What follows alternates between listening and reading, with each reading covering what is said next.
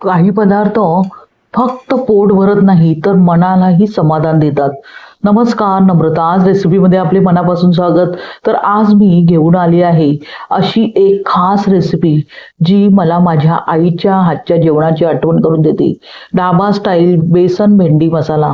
लहानपणी भेंडी मला फारशी आवडायची नाही, पण आई जेव्हा प्रेमाने बेसन मसाले आणि कुरकुरीत भेंडी एकत्र करून जेव्हा ही भाजी बनवायची तेव्हा नकळत ताट पुन्हा भरलं जायचं. आजही त्या चवीत आईचं प्रेम आणि तिची माया, त्याशिवाय घराचा उदारपणा जाणवतो.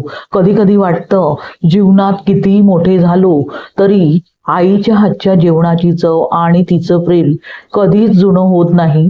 चला तर मग जास्त वेळ न घालवता आता आपण झणझणीत अशी स्वादिष्ट आणि मनाला स्पर्श करणारी अशी ढाबा स्टाईल बेसन भेंडी मसाला बनवायला सुरुवात करूया. तर ढाबा स्टाईल बेसन भेंडी मसाला बनवण्यासाठी इथे मी 1/2 किलो प्रमाणात भेंडी स्वच्छ 2 ते 3 वेळा पाण्याने धुवून घेतली आहे. त्यानंतर सुती कापडाने पुसून घेतली आहे. आता ही भेंडी आपण व्यवस्थितपणे कापून घेऊया. त्यासाठी अशा प्रकारे भेंडी घेतल्यावर वरून देठ कापून घ्यायचा आहे. त्यानंतर मधोमध अशा चिरा देऊन घ्यायच्या आहेत आणि 1 इंचाचे असे काप करून घ्यायचे आहेत. त्यानंतर मधोमध अशा प्रकारे कापून घेतल्यावर व्यवस्थितपणे अगदी बारीकसर असे फोडी करून घ्यायचे आहेत. पाहू शकता परफेक्ट असे आपण सर्व भेंडी कापून घेतली आहे. तुम्ही तुमच्या आवडीनुसार हव्या त्या साईजमध्ये भेंडी कापून घेऊ शकता. आता भेंडी कापून घेतल्यावर लगेचच त्यामध्ये पावडर मसाले घालूया. सर्वप्रथम चवीनुसार मीठ घालूया. त्यानंतर एक करून जिन्नस आपण ऍड करणार आहोत. प्रथम धणेपूड, जिरेपूड, चाट मसाला, लाल तिखट, हळद हे सर्व मसाले मी चिमूटभर घेतले आहेत. कोणतेही मसाले जर घरात नसतील तर स्किप करू शकता. आता अशा प्रकारे मसाले घातल्यावर चमच्याने व्यवस्थितपणे भेंड्यांना लावून घेऊया. भेंडीला अशा प्रकारे मसाला लावून घेतल्यामुळे मसाल्यांची पुरेपूर चव भेंडीच्या आत उतरते आणि ही भाजी फारच चविष्ट ढाबा स्टाईल अशी तयार होते. अशा प्रकारे पाहू शकता भेंडीला मी मसाले सर्व लावून घेतले आहेत. आता ती बाजूला ठेवूया आणि बेसन भाजून घेऊया. त्यासाठी इथे गॅसवर एक पॅन गरम करत ठेवला आहे. पॅन गरम करून घेतल्यावर लगेचच 1 चमचाभर तेल घालूया. तेल थोडेसे गरम करून व्यवस्थितपणे घ्यायचे आहे. तेल गरम करून घेतल्यावर गॅस इथे मंद ठेवला आहे. लगेचच आपण पाववाटी म्हणजे 2 मोठे चमचे इथे मी बेसन घेतले आहे. बेसन तेलात आपण अगदी त्याचा सुवास येईस्तोवर साधारणतः 2 ते 3 मिनिटे व्यवस्थितपणे ढवळून एकसारखे भाजून घेणार आहोत. त्यामुळे ही भाजी फारच चविष्ट ढाबा स्टाईल अशी तयार होते. बेसन भाजायला जास्त वेळ लागत नाही. इथे कमी आपण प्रमाणात बेसन घेतले आहे, त्यामुळे भाजायला जास्त वेळ लागत नाही. अशा प्रकारे स्पॅच्युलाच्या साहाय्याने दाबून एकसारखे बेसन भाजून घ्यायचे आहे. पाहू शकता साधारणतः 2 ते 3 मिनिटानंतर बेसन अगदी परफेक्ट असे भाजले गेले आहे आणि त्याचा सुवासही दरवळतो आहे. लगेचच आपण बेसन एका प्लेटमध्ये काढून घेऊया आणि थोडेसे कोमट करून घेऊया. त्यानंतर हे बेसन त्यामध्ये व्यवस्थितपणे एकजीव करून घेणार आहोत. म्हणजेच भेंडीला बेसन व्यवस्थितपणे लावून घेणार आहोत.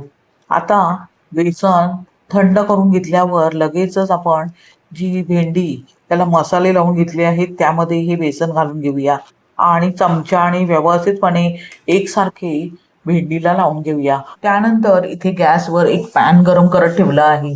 पॅन गरम करून घेतल्यावर लगेचच 1 चमचाभर तेल घालूया.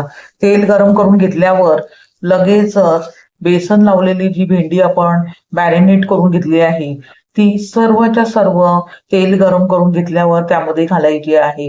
त्यानंतर गॅसची फ्लेम लो टू मीडियम करत सतत ढवळून व्यवस्थितपणे तेलात भेंडी भाजून घ्यायची आहे. त्यामुळे ही भाजी अजिबात चिकचिकीत होत नाही आणि बुळबुळीत होत नाही.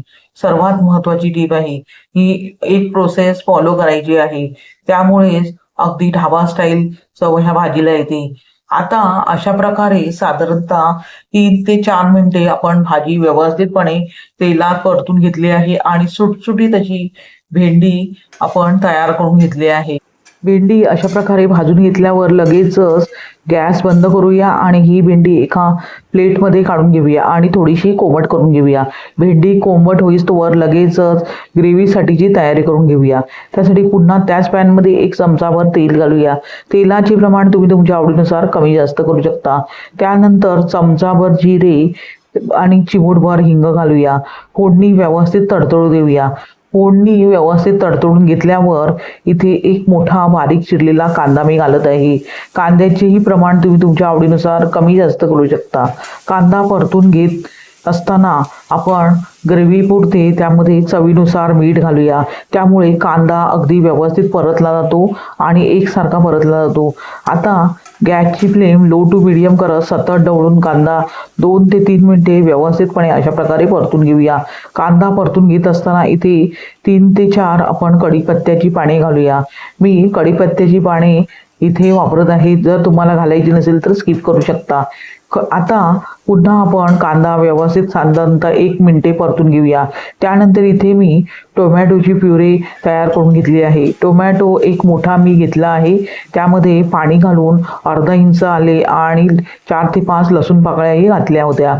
आता आपण टोमॅटो प्युरे कांद्यामध्ये घातल्यावर पुन्हा 1 ते 2 मिनिटे व्यवस्थितपणे त्याचा कच्चेपणा जाईस्तोवर परतून घेऊया. आता अशा प्रकारे कांदा टोमॅटो आपण थोड्याशा प्रमाणात परतून घेतले आहे. लगेचच आता ह्या स्टेजमध्ये आपण पावडर मसाले घालूया. 1 चमचाभर इथे लाल तिखट, त्याचबरोबर 1 चमचाभर धनेपूड, इथे पाव चमचा हळद, गरम मसाला पाव चमचा, त्याचबरोबर इथे घरगुती कोल्हापुरी मसाला मी वापरत आहे. त्यामुळे या भाजीला चव अप्रतिम अशी येते. तुमच्या आवडीनुसार मसाले कोणतेही तुम्ही तुमच्या पद्धतीने वापरू शकता. तरी ही भाजी फारच उत्तम अशी तयार होते. आता आपण मसाले घातल्यावर लगेचच पुन्हा साधारणतः 2 ते 3 मिनिटे ह्या कांदा आणि टोमॅटोच्या मिश्रणात पावडर मसाले त्याचा कच्चेपणा जाईस्तोवर व्यवस्थितपणे परतून घेऊया. जर आपण फोडणीतच पावडर मसाले घातले असते तर मसाले करपण्याची शक्यता असते आणि मसाल्यांची चव बिघडण्याची शक्यता असते. म्हणून अशा प्रकारे थोडेसे पाणी घालून ग्रेव्ही व्यवस्थितपणे अशा प्रकारे ढवळून शिजवून घ्यायची आहे. आता ही ग्रेव्ही अगदी व्यवस्थित शिजावी आणि पावडर मसाल्यांचा काही प्रमाणात कच्चेपणा निघून जावा त्यासाठी भांड्यावर झाकण ठेवायचे आहे. गॅस बंद करून ग्रेव्ही शिजवून घ्यायची आहे. पाहू शकता 2 ते 3 मिनिटानंतर ग्रेव्हीवरती अगदी व्यवस्थितपणे तेल सुटले आहे, म्हणजे ग्रेव्ही व्यवस्थित शिजली आहे. या स्टेजमध्ये भाजून घेतलेली भेंडी घालूया आणि ग्रेव्हीमध्ये अशा प्रकारे एकजीव करून घेऊया. अगदी व्यवस्थितपणे मसाल्यामध्ये भेंडी एकजीव करून घेतल्यावर आता गॅस बंद करून साधारणतः 5 ते 6 मिनिटे आपण ही भेंडी अगदी व्यवस्थितपणे वाफवून घेणार आहोत. त्यामुळे मसाल्यांची पुरेपूर चव भेंडीमध्ये उतरेल आणि अगदी ढाबा स्टाईल आपली बेसन भेंडी मसाला तयार होईल. साधारणतः 5 ते 6 मिनिटानंतर भांड्यावरील झाकण काढून पाहू शकता परफेक्ट बेसन भेंडी मसाला तयार झाला आहे. अगदी बघता क्षणी खावासा वाटणारा अगदी ढाबा स्टाईल. रंगही किती भाजीला सुरेख आला आहे. रोज रोज तीच भाजी बनवण्यापेक्षा अशा प्रकारे बेसन भेंडी मसाला तुम्ही एकदा तरी बनवून पहा. पुन्हा अशाच प्रकारे बनवाल. शिवाय ढाब्याची चव पूर्णपणे या भेंडी मसाल्याला येते. आता वरून आपण थोडीशी कोथिंबीर पेरूया आणि पुन्हा भाजी एकजीव करून घेतल्यावर गॅस बंद करूया आणि गरमागरम बेसन भेंडी मसाला सर्व करूया. ही बेसन भेंडी मसाला तुम्ही टिफिनमध्येही घेऊन जाऊ शकता. चपाती बरोबर, लच्छा पराठ्याबरोबर, प्लेन पराठ्याबरोबर, फुलक्याबरोबर, पुरीबरोबर, कशाबरोबरही तुम्ही खाऊ शकता. फारच अप्रतिम चवीची ही भाजी तयार होते. नेहमीची तीच भेंडी मसाल्याची भाजी बनवण्यापेक्षा अशा प्रकारे बेसन भेंडी मसाला तुम्ही एकदा तरी बनवा. पुन्हा बनवाल आणि चविष्ट अशी भाजी फक्त फक्त घरगुती साहित्यात तयार होते. अशा प्रकारे तयार झाली बघता क्षणी खावीशी वाटणारी अशी बेसन भेंडी मसाला. तुम्हाला ही रेसिपी कशी वाटली ते कमेंट करून सांगा. आणि रेसिपी जर आवडलीच तर नम्रता आज रेसिपीला सबस्क्राईब करा, अगदी निशुल्क आहे. आणि सोबतचे बेल आयकॉनवर क्लिक करा, म्हणजे मी जे नवनवीन व्हिडिओ बनवेन त्याचे नोटिफिकेशन तुमच्यापर्यंत पोहोचेल. लाईक करा आणि सर्वात महत्त्वाचे म्हणजे हाईप करा, शेअर करा. पुन्हा भेटूया अशाच साध्या, सोप्या, सुटसुटीत आणि पौष्टिकतेने परिपूर्ण चविष्ट अशा रेसिपीसह. धन्यवाद. श्री स्वामी समर्थ.